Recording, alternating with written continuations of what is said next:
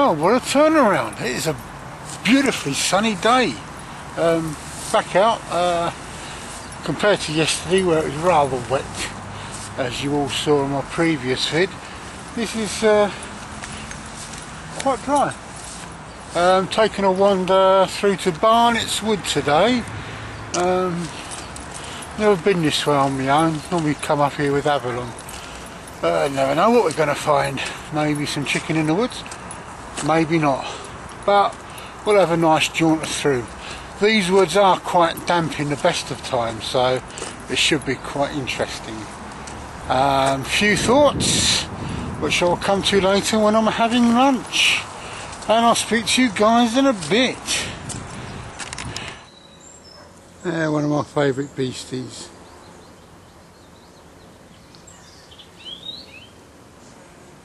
Well, there's some flowers of the belladonna. If you look carefully at the flowers, you can see that it is obviously related to the potato and the tomato family. Part of the solanums, and it's growing all over here. Lovely purple flowers having a flush of colour to the greenery here. Well guys, the previous plant that I showed was obviously not edible, belladonna, though the potatoes and tomatoes obviously are. But this is part of the cannabis family of plants. And most of us who drink may have imbibed this at some point in the past because it is the hop. These are wild hops growing, and Kent is very famous for these. So there we go folks, another wild edible to add to your collection. Wow, there you go, a favourite wild edible of mine, the sorrel. You can tell the sorrel by the arrow-shaped leaves that wrap around the back of the plant. There we go. And it's got this type of flower come seed head, if I can get it into the picture. Right, you pick the leaf, it's thus, and it has a wonderful appley citrusy taste, really nice. Can't eat too much of this particular plant because it contains oxalates in it, but it's quite refreshing. It takes the edge off of thirst as well, and off the dry lips. So if I pan around, you can see the place is just full of it here. I'm going to leave it for the other beasties anyway. Well, there's Alfred, my little foraging hound. He's having a sniff at something. We do have cattle through here at times. Some red clover down there. This is essentially a nature reserve, and it's great to come down here. It's quite local to my home. Today I haven't got my wonderful Avalon with me, but she's at home doing other duties. Get me a nice dinner ready, I suppose. There are dog roses, really nice. You can make a type of edible thing out of the flowers, and of course the hips you can make rose hip syrup with in the autumn. The dog rose comes from the Old English word dag, which means a dagger or pointy thing. Obviously these have got quite sharp thorns, but it's a wonderful little plant. And if you pan down, I can just see some forget-me-nots and buttercups.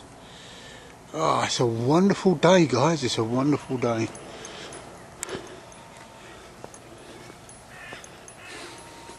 It's beautiful. I'm hoping to find a crow feather today for a little demonstration, but other than that, it's just gorgeous. Here, I mean, some farm buildings. You've seen these in previous videos. And of course this was a farm, and the pond, now guys, here's something never to get confused with either flat leaf parsley or the cow parsley. This is water drop hemlock. Water dropwort hemlock. It is probably the most deadly plant on the planet. You eat this and there is no known antidote. Every single part of the plant is poisonous. It's related to the carrot family, and it's a rather beautiful looking umbellifer, but so deadly. Beauty and death. And the little purple flower is known as knapweed. And for those in the UK who remember it, it was constable knapweed.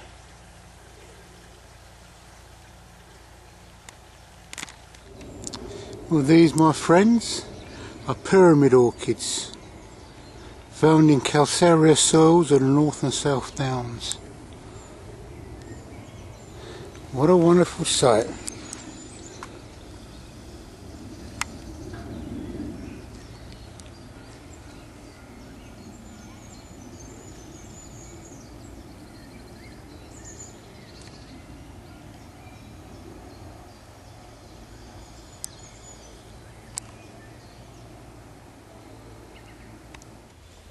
Well, there we go, in Barnett's Wood, another victim of the wind from last week, I think. Look at it, cracked. You can see where it's gone rotten in the middle.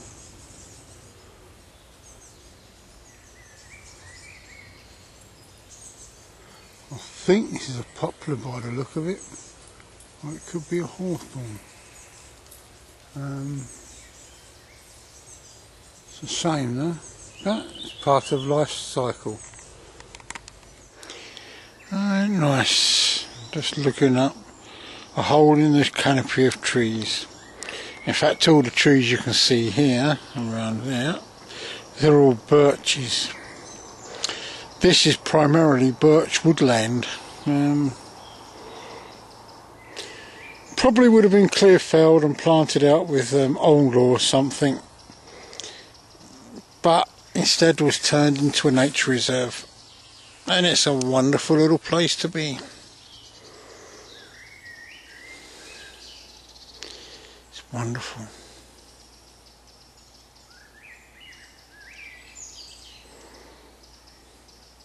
And let's all sit up.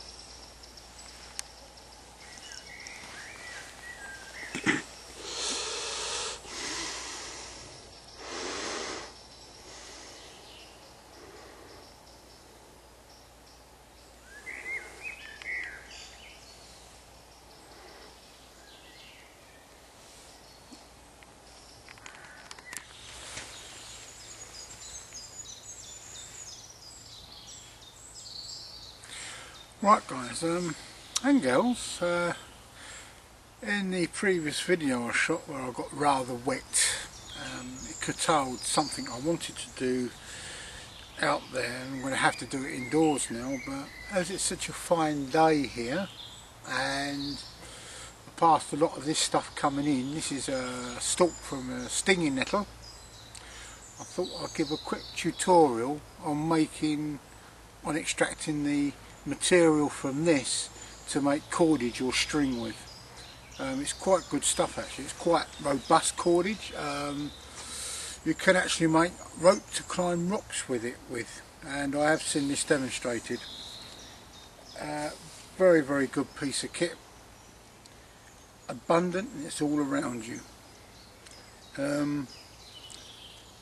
What I'm going to do is in a second or two I'm going to move over. This is essentially what was an outdoor classroom where I am, so I've got myself a nice little bench and that to work on, and I'll show you how to turn, how to get the basis for string, and then I explain how to get some strength out of it as well. Okie doke guys, and we'll progress to the next scene.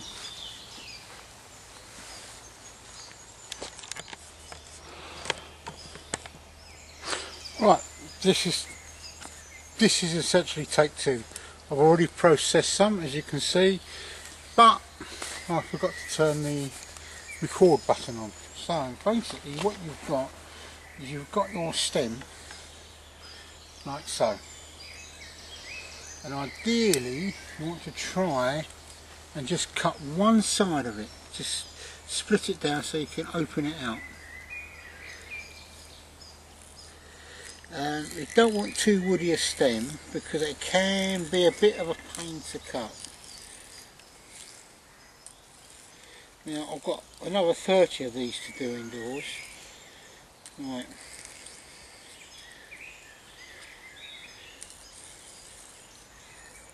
But I thought I'd choose a woodland setting to show how it's done, because invariably that's when you would be doing this. And this is a slightly woodier one. I'll come round.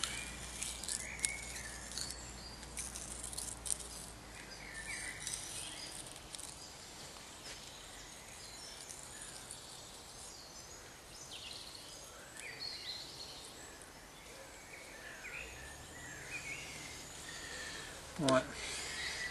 Sometimes it pays to give them a little bit of a bash on the nose. We'll try and split it open. There we go. Right, just run your fingers down like so. It's wonderful stuff, this nickel cordage. Find the halfway point more or less and bend it. And what happens is the woody inside breaks, and you just gently rub your thumb and forefinger down there. Do the same on the other side, carefully pulling it apart, and you lay it across your bench like so. And it's the same with this one. Run your finger down it, so you split it open, halfway, split it,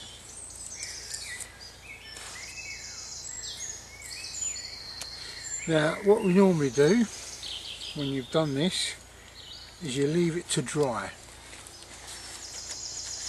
thereby once you've let it dry, obviously it's going to be quite brittle, but you take it home and you re-soak it, and bizarrely it makes for a stronger piece of cordage. I'm not going to let this dry, and I'm just going to twist one piece up into cordage to show you how it's done. It's quite simple and quite effective. You can make some very good string. One of the courses I was on years and years ago, when I first started doing this cordage, you had to make 10 metres of it, which is quite a bit. My project is to make a fishing line. Everything for the fishing kit is going to be found, none of it's going to be bought. Anyway, that's for a future project. In a second or two, or in the next frame, I'll be twisting this up into cordage. Right guys, you've got quite a wide piece there, so what you want to do is try and pare it down a little. So something like that. Right, now try and pick the best piece. I think this is going to be the better piece for twisting. And basically what you do is you can use your thigh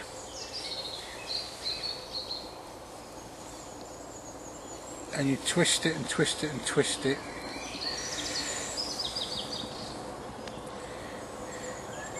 Twist and twist until it twists on itself, like so. And basically you go twist and you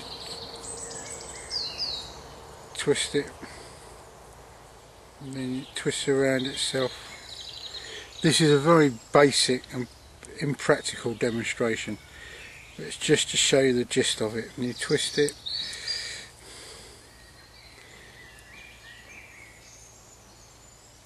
and use a thigh maybe just to get that twist into it. Doing fresh nettle is very difficult. Then you twist it again, then you twist it. This can be seen on one of Ray's videos.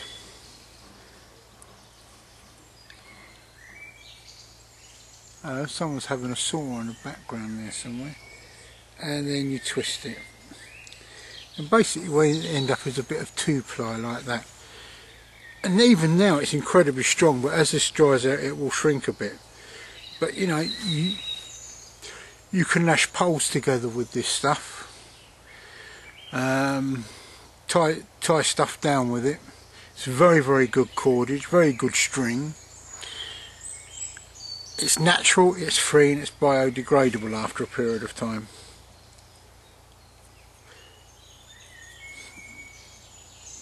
So you do that, you twist it, twist it, twist it, and twist it, twist it, twist it. Whoa, come on baby, twist it. This is quite thick cordage I'm making, so for demonstration purposes. And you could, that is quite strong. That is really quite strong. Pare this down to be quite thin. So if I find another piece.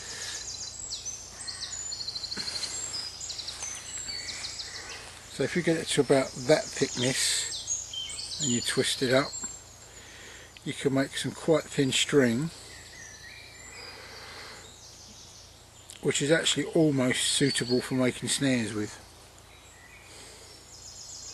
Then it twists on itself. So you twist that up, twist it, and twist it round. There we are, guys.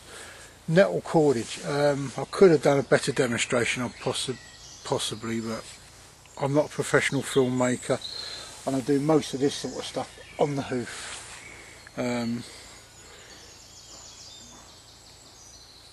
You just, as I say, twist.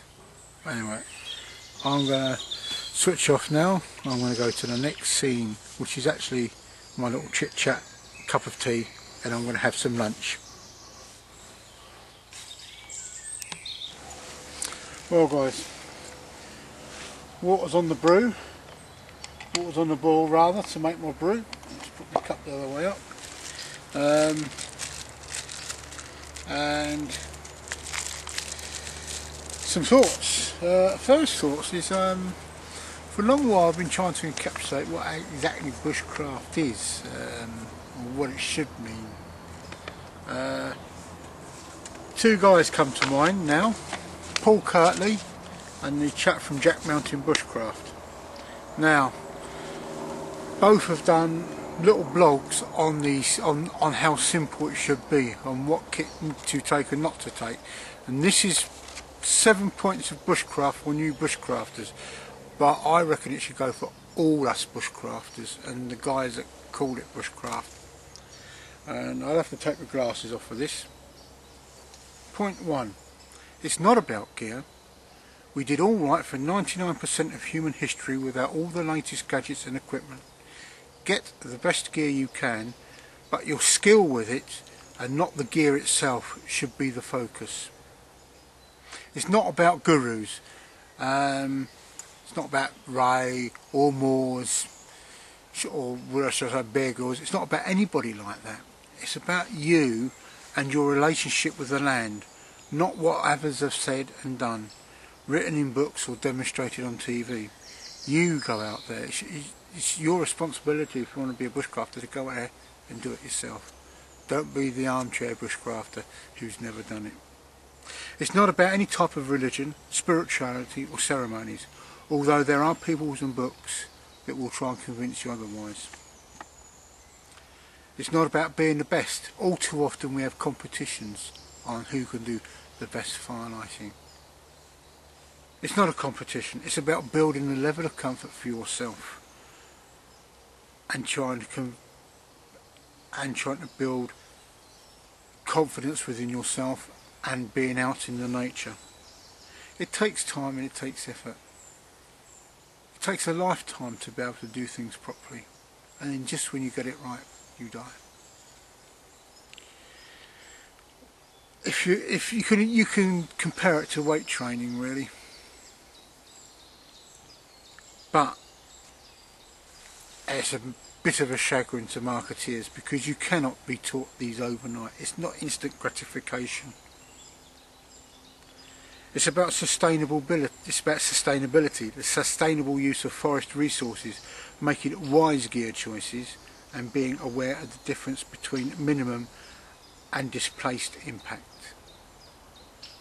And it's all about knowledge and experience, and I think that's the crux of it. It's all about the building of knowledge and the experience you have. I can teach you how to make bread because I have that knowledge and that experience, and we were all young once at doing that. You can chop down a tree, but having someone to show you how to cut the tree down properly adds to your knowledge and to your experience. It's getting out there and doing it. Oh, my water's almost to the boil. On the subject of chopping trees, I've seen a couple of videos of people using trees as targets for throwing tomahawks. In my book, and in the books of guys like Ben McNutt at Woodsmoke, it is a big no-no. You cut into the tree, and if you cut deep enough, you can infect the tree with fungal spores or some disease, and thus the tree will eventually die. And in my book, an unnecessary death. Yes, we can hew a tree down and we can use the result into making everything from a canoe to a log cabin and all things between. But there is no reason to use the said tree as a target for throwing an axe or tomahawk. Yeah, find some dead wood, make up your own target, throw it at. There's not much to say actually this week. I've been out. I'm hoping to meet up with Sandy and Adam, Crazy Saint, later on in the year. Get a couple of free nights out in the woods, swap skills, generally have a good time, and be at one with the nature. Whoa, my water is boiling. I'm going to have my lunch, guys, and I'll be back in a bit to close this section. I'm having mint tea today, focaccia, some cheese, very strong cheddar cheese, an Italian sausage which I had yesterday, or some of the same sausage which I had yesterday, and sourdough bread. I'm not cooking up, I'm just going to have some good fun in the woods. Whoa, this is getting a bit warm. Anyway guys, I'll see you in a bit.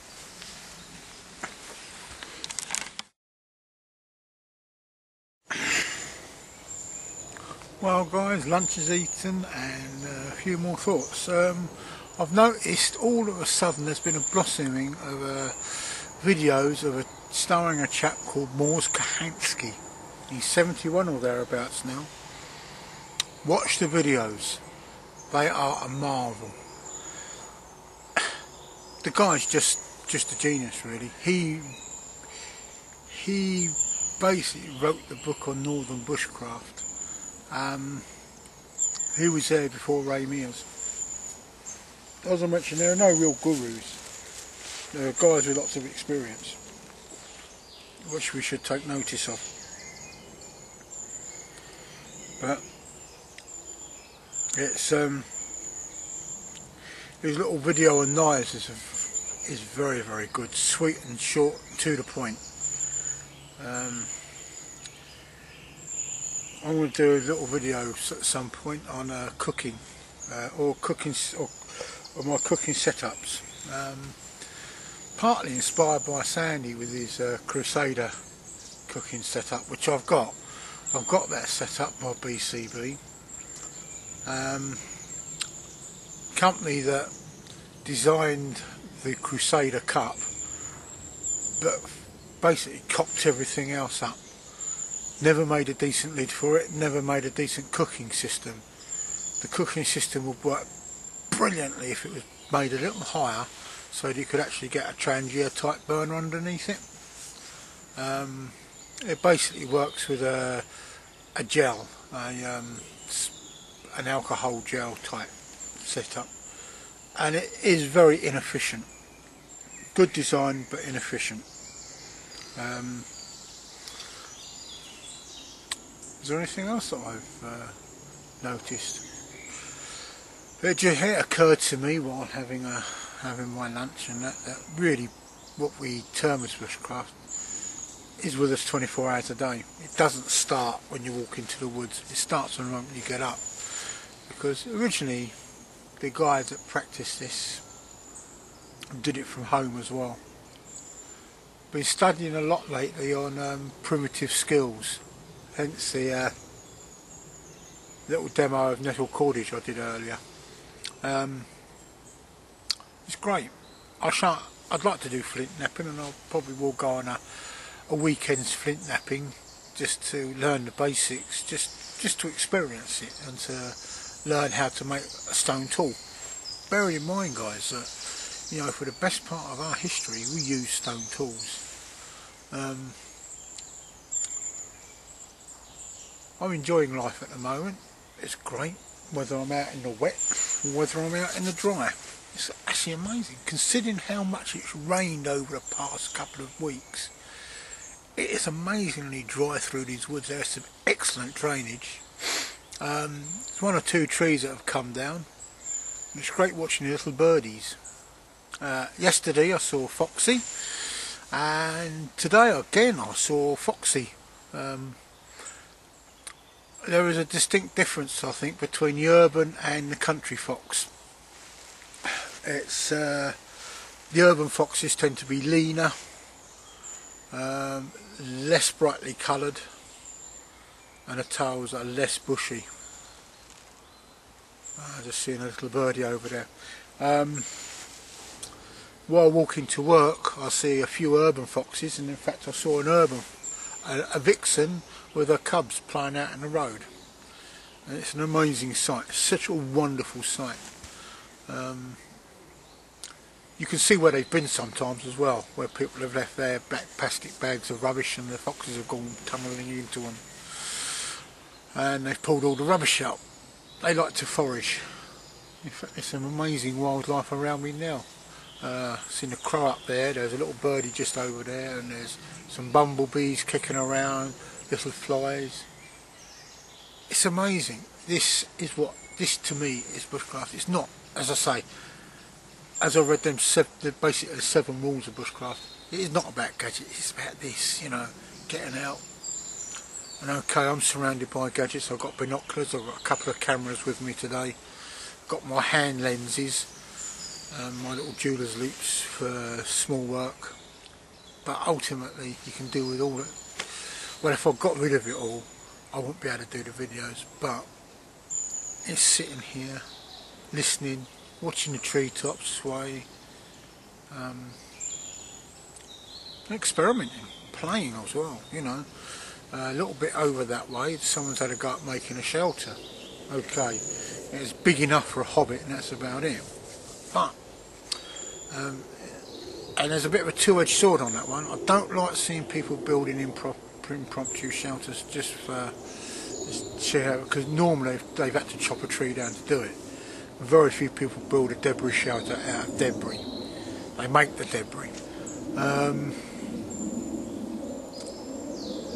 And it's just enjoying the woodland. There's so much going on, there's so much around you, and the water's come up to the wall. Well, there's a lot to be said about life and the way we treat it. I've made some wonderful friends over this bushcrafty thing. In fact, more friends I've made through this than anything I've pursued in the past, because they're guys that we all think similar. I used to do photography, and I used to enjoy doing photography, but again, a lot of the guys were caught up in the aspect of my kit's better than your kit, rather than getting out, focusing, if you excuse the pun, on taking pictures.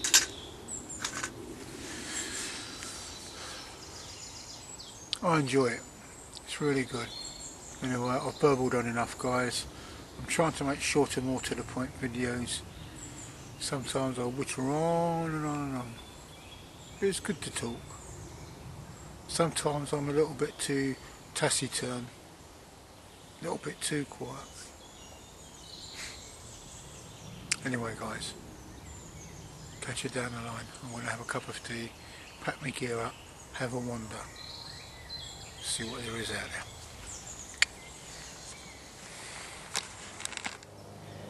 There we go. I think it's a small daytime moth upon a buttercup.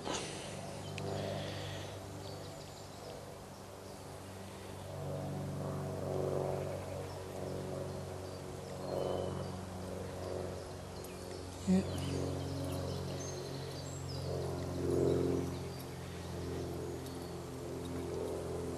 Well, guys, I know I said it rained a lot, but it's rained so much that this was once a shire horse and it shrunk.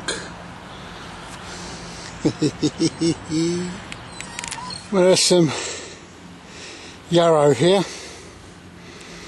Achilleum milliforum, and I'm going to harvest some, not to brew up as a tea, but to add to my first aid kit after I've dried it out. We'll attempt to dry it out and powder it.